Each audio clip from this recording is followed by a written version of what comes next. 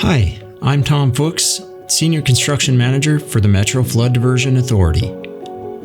Over the past several weeks, we saw in-town portions of the FM Area Diversion Project used as the Red River rose. More than 38 miles of levees and floodwalls have been completed through Fargo and Moorhead, in addition to numerous stormwater lift stations.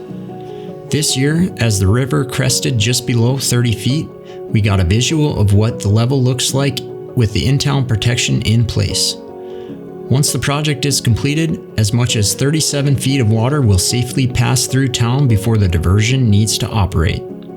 While the entire project won't be operational until 2027, there were a couple of big milestones achieved in the past several weeks that moved us closer to that goal. The Wild Rice River was rerouted to now flow through rather than around the Wild Rice River structure. As March ended, the U.S. Army Corps of Engineers contractor completed excavations connecting the engineered channel to the river, allowing the waters to flow straight through. During extreme flooding, the gates on the structure will lower to control the amount of water entering the metro area.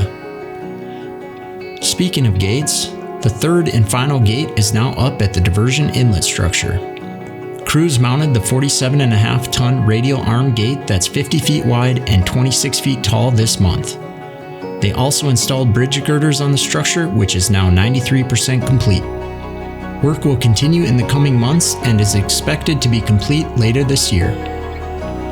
East of the structures, work resumed on I-29, where a 4-mile section of the interstate is being raised out of the 500-year floodplain.